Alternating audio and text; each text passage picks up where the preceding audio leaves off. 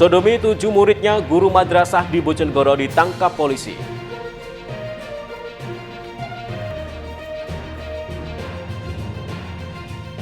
Detik-detik angin puting beliung terjang perkampungan di Tuban.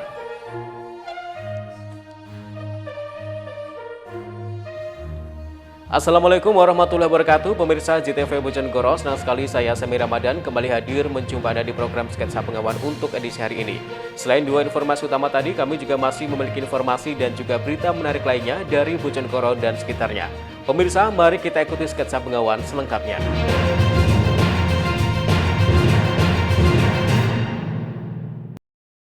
Informasi yang pertama. Reserse Kriminal Polres Bojonegoro meringkus seorang guru sekolah madrasah unggulan di kabupaten setempat. Guru bejat ini diringkus karena diduga telah melakukan perbuatan asusila dengan menyodomi muridnya sendiri. Seorang guru honorer di salah satu madrasah ibtidaiyah atau MI di Kabupaten Bojonegoro diduga menyodomi 7 siswa laki-lakinya yang masih di bawah umur. Guru cabul tersebut adalah Muammar Majid, 23 tahun. Kasat Reskrim Polres Bojonegoro AKP Fahmi Amrullah mengungkapkan, terbongkarnya kasus tersebut setelah satu korban menceritakan kelakuan bejat gurunya kepada orang tuanya. Korban mengaku jika sejak bulan September 2023 sampai Januari 2024 mengalami pelecehan oleh gurunya sendiri. Adapun modus tersangka dalam melakukan aksi bejatnya itu, awalnya tersangka mencium sambil meraba-raba tubuh hingga alat kelamin korban. Tak terima anaknya menjadi korban, orang tua tersebut kemudian melapor ke Polres Bojonegoro. Selanjutnya, petugas langsung menangani kasus tersebut dan segera meringkus tersangka yang tinggal di asrama sekolah. Dari hasil penyelidikan polisi, ternyata korban tak hanya satu anak, melainkan terdapat 7 anak di bawah umur yang menjadi korban. Namun setiap korban mengalami pencabulan yang berbeda. Perkara dugaan perbuatan cabul yang dilakukan oleh anak kepada anak di bawah umur ini dialami oleh saksi yang korban umur masih 12 tahun, dilakukan oleh salah satu oknum guru sebuah sekolah. Jadi di tanggal 16 Maret kemarin orang tua korban ini melaporkan bahwa anaknya murung, terdiam, dan mungkin psikisnya kena lah. Nah, disitulah terus ditanya-tanya, kemudian anak itu baru cerita bahwa anak itu ternyata dari bulan September 2023 sampai Januari 2024 itu ternyata sudah dicabuli oleh gurunya sendiri. Nah, cabulnya sendiri caranya dari awal gurunya itu mendekati dulu si anak ini, terus kemudian berawal dari menciumi dulu pipinya, terus meraba bagian dada, terus lagi turun lagi ke bawah sampai ke alat kelamin, terus dimainkanlah alat kelamin itu. Besok lagi eskalasinya meningkat sampai ada peristiwa di mana pelaku ini memasukkan alat kelaminnya pelaku ke dalam anusnya korban. Untuk mempertanggungjawabkan perilakunya, pelaku terancam dijerat Undang-Undang Perlindungan Anak dan Tindak Pidana Kekerasan Seksual dengan ancaman pidana penjara 15 tahun dan denda 5 miliar. Samsul Alim, JTV, Bojonegoro. Sementara itu, sebuah truk ekspedisi mengalami kecelakaan tunggal saat menyalip kendaraan di sebuah jalan menanjak di Kabupaten Nganjuk. Yang melaju dengan kecepatan tinggi tersebut oleng hingga melewati pembatas jalan dan terbang menimpa rumah warga. Truk ekspedisi menabrak dan menimpa rumah nenek Kadiem, 75 tahun di Desa Mancon, Kecamatan Wilangan, Kabupaten Nganjuk pada Rabu dini hari. Truk terbang dan berhenti setelah menabrak rumah korban. Beruntung korban yang sedang tidur berhasil selamat, padahal jarak antara kepala truk dengan korban hanya sekitar 2 meter. Korban mengaku kaget, pasalnya saat tidur pulas tiba-tiba ia mendengar suara keras seperti ledakan. Enten kasore. Terus nggih mandat terus mboten saged ngadeg kula nggih brangkang terus ngeten nggih. Terus Mbak mriki malih Mbak. Nggih. Nah, terus kaget mboten perasaane? Ya jelas kok sambar bedek. Oh, anu rai kula niki mboten rupa rai anggere tiyang niku. Oke yang kotoran. Nggih, belu-belu rambut kula niku nggih madul-madul kados medhi nika. Anggere tiyang niku sami nangis ngoten. Kepiring swara napa niku? nggih semer kok anek gruduk-gruduk ki anek apa kula ngoten terus kula medun mboten semer nanten mriki nggih mboten semer ngoten bluk niku pun teng rai kula bet. Kecelakaan ini bermula saat truk box nopol L8297CR melaju kencang dari arah timur ke barat atau dari arah Surabaya menuju Madiun. Sesampainya di lokasi kejadian, truk menyalip kendaraan di depannya dengan kecepatan tinggi. Namun truk tiba-tiba oleng hingga melewati pembatas jalan dan terbang menimpa rumah warga. Beruntung pemilik rumah dan sopir truk berhasil selamat. Keduanya hanya mengalami luka ringan. Untuk kronologi mobil JNT ini, kejadian tadi malam sekitar jam 23 lebih sedikit. Jadi kendaraan menurut cerita si sopir itu dari timur ke barat. Tiba-tiba mobil ini oleng lalu masuk ke rumah ini, menabrak rumah ini. Jadi setelah itu sopir tidak tahu. Kok dilihat tadi tidak ada kerusakan tanaman, Pak? Tidak ada, kelihatannya mobil ini terbang. Jadi karena tingginya pondasi ini, jadi setelah lepas dari jalan raya itu seperti terbang masuk rumah ini. Jaraknya berapa dalam, Pak, dari jalan ke sini? Kurang lebih berapa dalamannya, Pak? Kedalamannya kurang lebih 2,5 meter. Hingga kini pihak Satlantas Polres Nganjuk masih melakukan pendalaman untuk mengetahui penyebab pasti kecelakaan. Sementara pihak truk ekspedisi diminta bertanggung jawab dan mengganti seluruh kerugian korban. Ahmad Sarwani, CTV, Nganjuk. Pemirsa, pusaran angin atau water spot muncul di areal persawahan di Kabupaten Tuban. Fenomena alam langka itu terekam kamera handphone warga. Tak hanya merusak atap rumah, pusaran angin yang turun dari atas awan itu juga merobohkan sebuah musola. Inilah detik-detik munculnya pusaran angin di areal persawahan Desa Karangtinoto, Kecamatan Renggel, Kabupaten Tuban pada Rabu sore. Fenomena alam langka atau biasa disebut dengan water spot ini sempat terekam kamera warga menggunakan handphone. Pusaran angin yang muncul dari atas awan ini secara perlahan turun ke bawah dan semakin membesar. Warga sempat dilanda kepanikan lantaran pusaran angin itu perlahan turun di area persawahan dan berjalan menuju pemukiman warga. Merasa ketakutan, para warga berusaha bersembunyi ke tempat yang dirasa aman. Akibat diterjang angin puting beliung itu, genteng atap rumah warga desa setempat ikut berterbangan. Selain itu, sebuah musola di desa setempat juga ambruk diterjang pusaran angin. Bahkan kondisinya hingga rata dengan tanah dan tak bisa difungsikan lagi.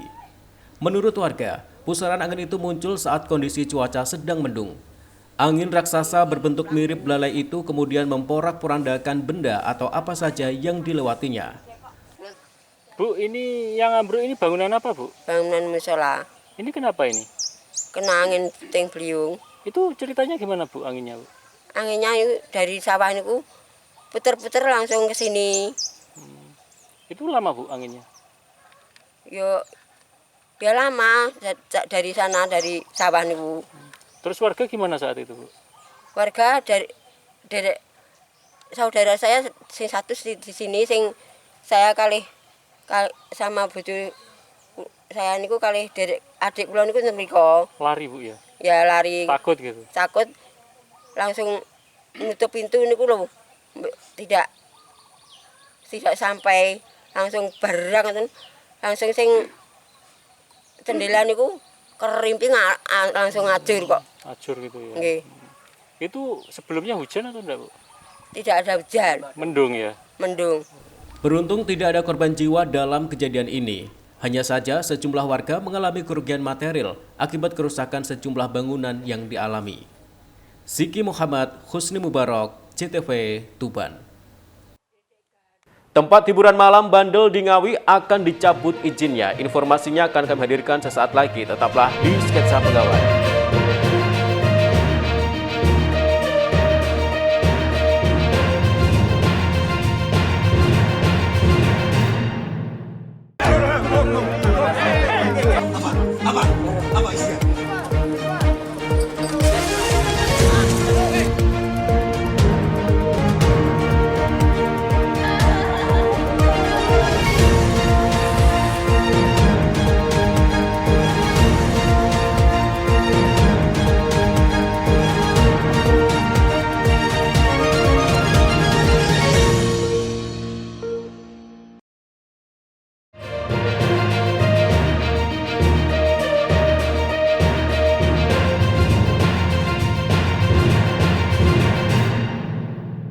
Pemirsa, terima kasih Anda masih di Sketsa Bengawan. Sebuah tempat hiburan malam di Kabupaten Ngawi kedapatan masih beroperasi saat bulan Ramadan.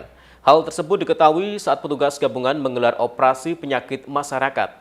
Atas temuan tersebut, Bupati Ngawi, Oni Anwar Harsono, mengancam akan menyegel hingga mencabut izin operasional tempat hiburan malam tersebut. Bupati Ngawi, Oni Anwar Harsono memberikan peringatan keras yakni berupa penyegelan hingga mencabut izin operasional tempat hiburan malam (THM) yang masih beroperasi selama Ramadan. Hal ini seiring dengan temuan petugas Polsek Wadungan saat melakukan operasi penyakit masyarakat dan mengamankan 9 orang yang pesta miras di salah satu THM.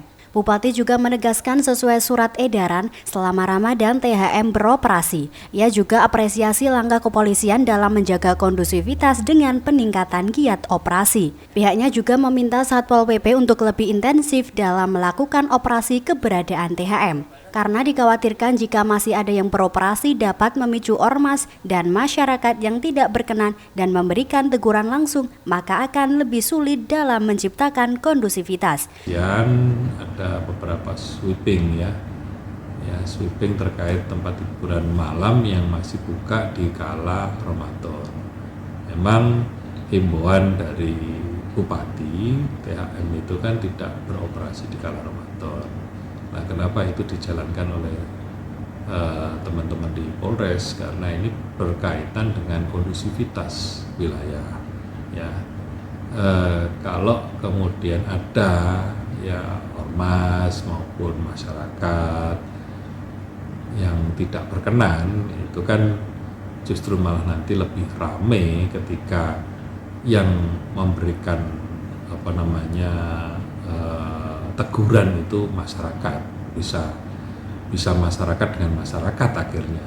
Nah, sebelum terjadi itu maka Polres Satpol PP itu sudah mengidentifikasi, turun ke lapangan, terus kemudian bisa memberikan teguran ataupun dan lain sebagainya supaya itu meminimalis gesekan friksi antar masyarakat itu. Bupati mengakui jika di bulan Ramadan masyarakat tetap ingin menjalankan semua kegiatannya terkait perekonomian. Namun untuk kafe atau THM sesuai edaran tidak diperkenankan untuk beroperasi selama Ramadan dan harus dipenuhi. Ito Wahyu, JTV Ngawi. Sementara itu, detik-detik petugas damkar melepas mainan tersangkut di jari anak berlangsung cukup dramatis. Sembari menghibur korban yang menangis, petugas berusaha untuk melepas mainan yang menyangkut dengan cukup hati-hati. Meski sempat mengalami pembengkakan, namun mainan berhasil dilepas dari jari anak tanpa ada luka sedikit pun.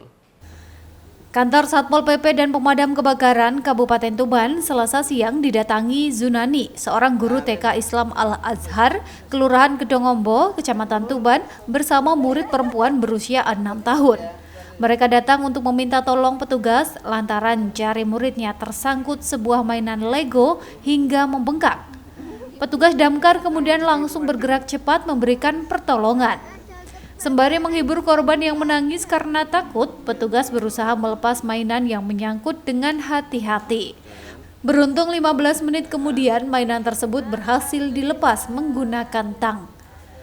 Kepala Satpol PP dan Damkar Tuban Gunadi mengatakan, usai mainan berhasil dilepas dari jarinya, sang anak yang sempat mengalami trauma langsung menjadi tenang. Ibu yang bernama Yunani, wali kelas TK Al-Azhar Kedongombo bersama muridnya itu umur 6 tahun, bahwa anak ini kesangkut mainan Lego. Jadi mainan Lego yang lubang itu dimasuki dengan jari, kemudian tidak bisa melepas dan agak bengkak. Kemudian menurut cerita dibawa ke puskesmas Kebonsari kalau tidak salah, kemudian sama puskesmas direkomendasikan untuk dibawa ke Damkar Kabupaten Tuban, sehingga dibawa ke sini dan alhamdulillah teman-teman dengan cara dipotong pakai tang pemotong itu bisa dibebaskan atau bisa dilepas, dan anaknya alhamdulillah bergembira setelah itu, sehingga kami juga bersyukur bahwa ini bisa dilepas dengan baik, dan kami juga bersyukur bahwa kami bisa memberikan manfaat. Beruntung meski sempat mengalami pembengkakan, namun mainan berhasil dilepas dari jari anak tanpa ada luka sedikit pun.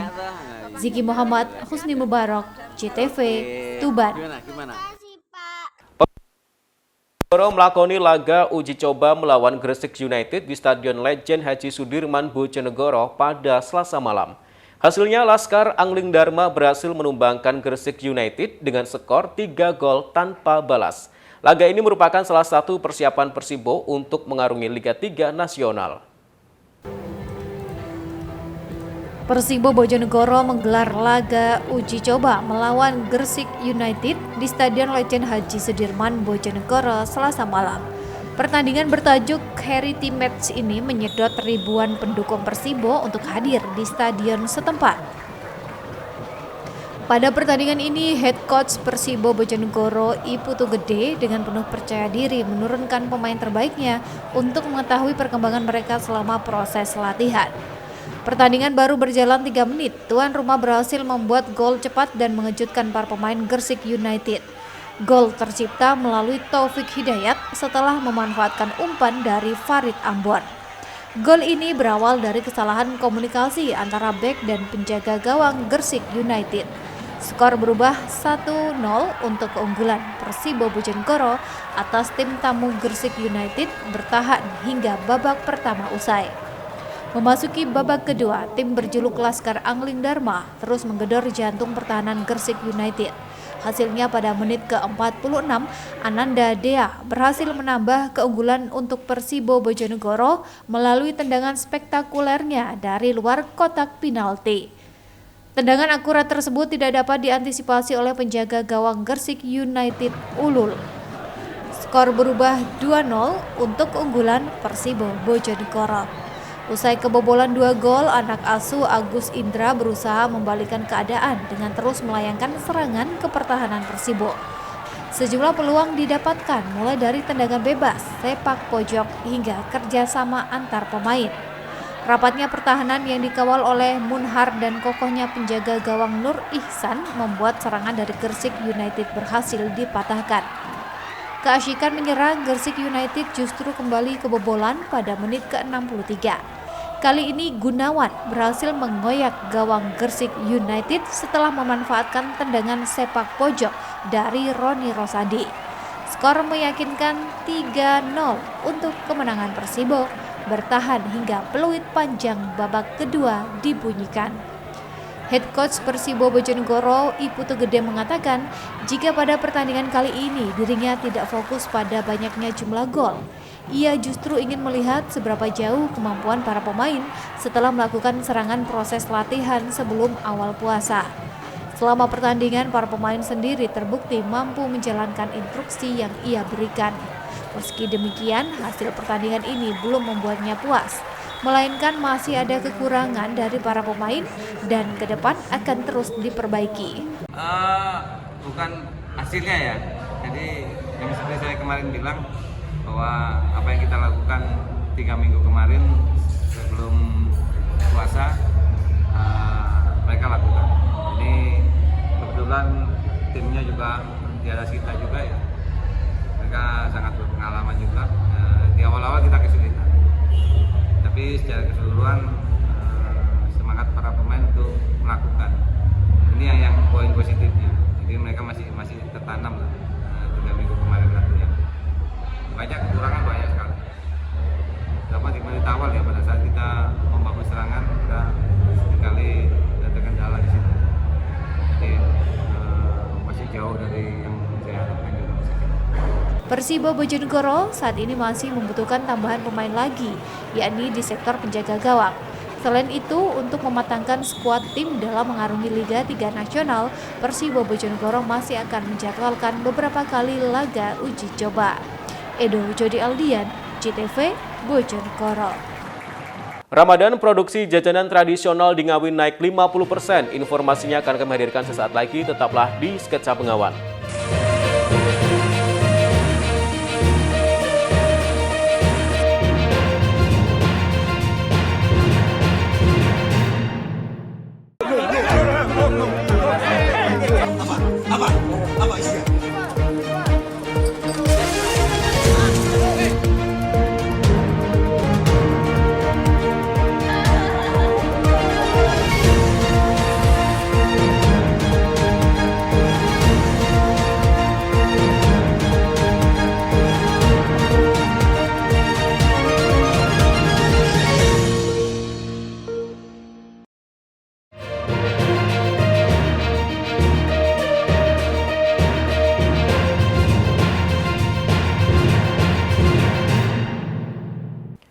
Pemirsa, terima kasih Anda masih di Sketsa Bengawan.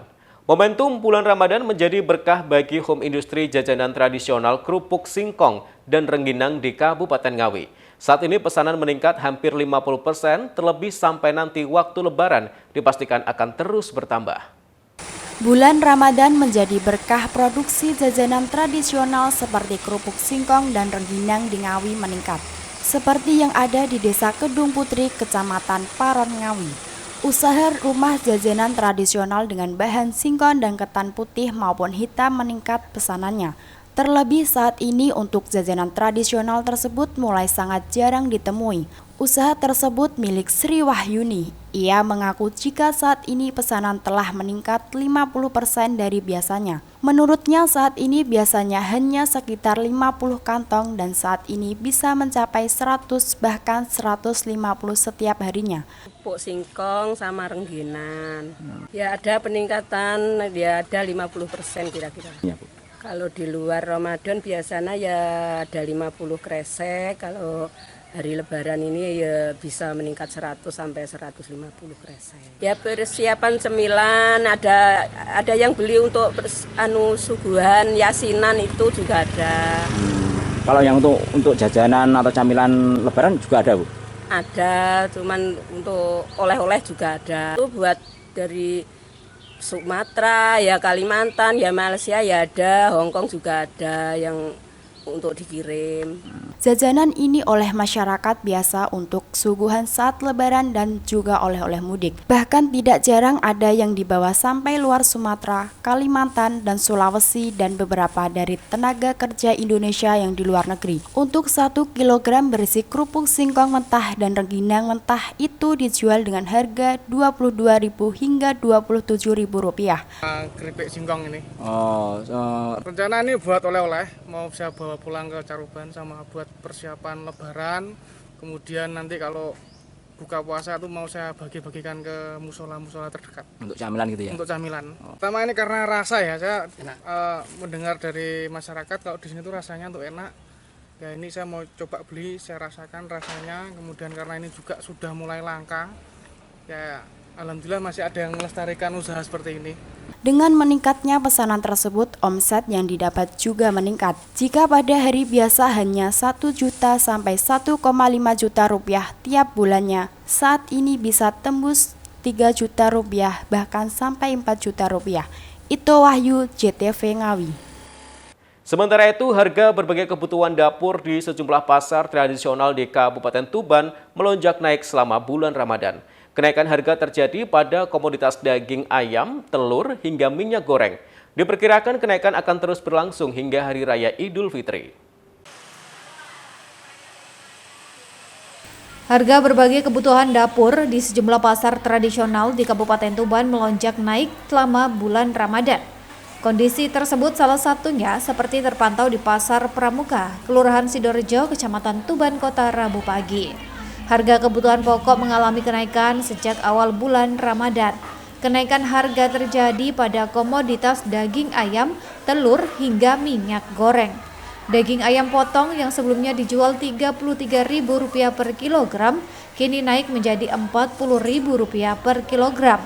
Daging ayam keras atau broiler yang sebelumnya dijual Rp38.000 per kilogram, kini naik Rp50.000 per kilogram. Sementara ayam kampung kini berada di harga Rp85.000 per kilogramnya. Menurut para pedagang, kenaikan harga daging ayam ini merupakan yang tertinggi dibandingkan bulan Ramadan sebelumnya. Meski demikian, kenaikan harga ini tidak mempengaruhi penjualan. Harga ayam sekarang naik? Harga ayam naik banyak, sekarang 1 kilo ini Rp40.000.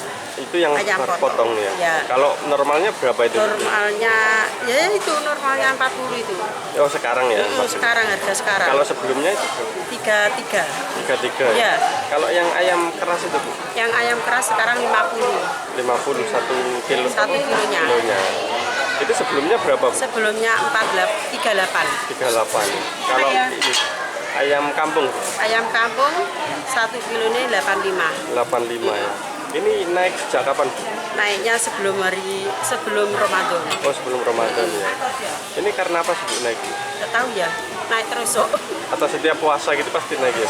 Ya, tapi nggak kayak sekarang. Oh, Yang sekarang dulu nggak gini kok. Oh, ini berarti Yang tinggi dulu ya? hari raya baru 40. Sekarang belum hari raya sudah 40. Lebih mahal sekarang. Tapi kalau penjualan ngaruh nggak, Bu? Ya, nggak pengaruh. Sama ya? Ya. Sudah paham gitu. Ya. Selain daging ayam, kenaikan juga terjadi pada harga telur dan minyak goreng. Meski sempat turun Rp28.000 per kilogram, harga telur kini kembali naik menjadi Rp31.000 per kilogram.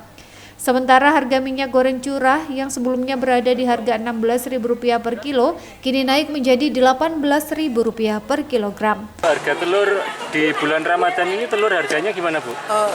Kemarin tuh sempat turun Mas, 28, terus sekarang naik lagi 31. 31.000. Iya. Itu sejak kapan, Bu?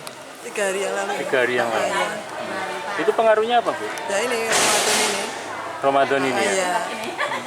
Terus selain telur yang naik apa lagi, Bu? Minyak. Minyak curah? Iya. Sekarang berapa, Bu, minyak Sekarang curah? 18 per kilo. Sebelumnya? Sebelumnya 16, terus naik 17, terus sekarang 18. Ini diperkirakan masih ada kenaikan enggak, Bu? Nanti? Masih Pak. Puncaknya kapan kira-kira itu? Hari raya. Hari raya biasanya ya? Kenaikan ini juga disusul oleh komoditas bawang putih dari harga Rp34.000 naik menjadi Rp40.000 per kilogram. Diduga kenaikan terjadi lantaran meningkatnya jumlah kebutuhan masyarakat di bulan suci Ramadan tak sebanding dengan stok barang yang ada. Diperkirakan kenaikan akan terus terjadi hingga Hari Raya Idul Fitri. Ziki Muhammad, Husni Mubarak, JTV, Tuban. Pemirsa, sebuah pesantren di Kabupaten Jombang mempraktekkan ngaji kitab kuning dengan menggunakan 3 bahasa. Pemaknaan kitab kuning dengan bahasa Jawa, Arab, dan Inggris tersebut dilakukan sebagai bentuk inovasi ngaji menghadapi tantangan global. Para santri pun mengaku enjoy mengikuti ngaji dengan menggunakan cara modern tersebut. Berada di dalam kompleks pondok pesantren Aqobah International School, ratusan santri mengikuti kegiatan mengisi bulan suci Ramadan.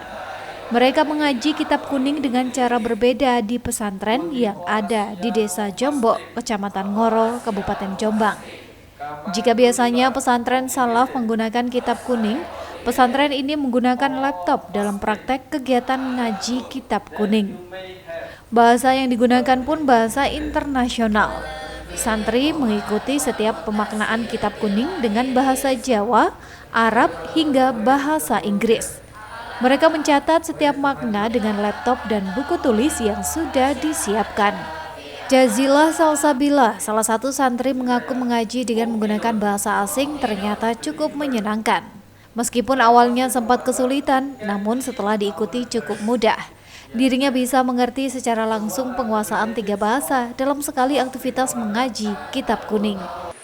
Dalam kegiatan kali ini, kita sedang mempelajari beberapa kitab kuning, yaitu ada kitab Arba'in Nawawi, ada Bulughul Maram, ada Takrib, dan sebagainya, dan masih banyak lainnya.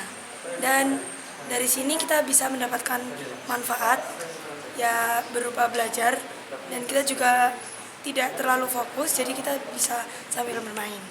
Ada kesulitan nggak menggunakan bahasa Inggris? Alhamdulillah, karena bahasa Inggris dilakukan atau dipraktekkan setiap hari, jadi kita dapat mempraktekannya itu gampang. Sementara Gus Kanzul Fikri, pengasuh pesantren Aqobah, mengatakan sengaja menggunakan 3 bahasa untuk mempersiapkan santri menghadapi tantangan dunia global. Santri diharapkan bisa memiliki akhlak dan kemampuan menyampaikan Islam ke seluruh dunia. Alhamdulillah, di Aqobah International School ini para santri kita explore, kita gali betul kemampuan mereka dari berbagai macam aspek. Salah satu tradisi yang di pesantren, yakni baca kitab kuning, kita improve, kita kembangkan dengan menggunakan bahasa asing atau bahasa Inggris. Karena kita melihat sebagai seorang santri, tantangan global itu semakin banyak dan semakin menuntut mereka untuk menguasai skill tatkala mereka lulus, sehingga bisa berkiprah di masyarakat, bukan hanya di Indonesia tapi juga di internasional. Kitab yang dipelajari di sini banyak sekali variasinya, diantaranya adalah fikih, kemudian ada hadis, kemudian ada tafsir, itu semuanya kita kombinasikan dengan berbahasa Inggris, tapi tidak menghilangkan khazanah kepesantrenan, yakni makna utawi ikiku tetap kita gunakan. Selama Ramadan ini, puluhan kitab dikaji oleh santri secara maraton. Mulai dari ngaji kitab fikih, nahwu sorof, hingga akidah dan tauhid. Para santri diberikan bekal penguasaan materi selayaknya berada di pesantren. Saiful Mualimin, JTV, Jombang. Pemirsa, informasi tadi sekaligus mengakhiri sketsa pengawan untuk edisi hari ini. Jangan lupa follow akun sosial media kami di bawah ini. Kirimkan kritik dan saran Anda ke alamat email kami jtvbojonegoro@jtv.co.id. Terima kasih atas kebersamaan Anda. Saya Sami Ramadan bersama kerabat kerja yang bertugas pamit dari hadapan Anda. Wassalamualaikum warahmatullahi wabarakatuh. Salam JTV Bojonegoro.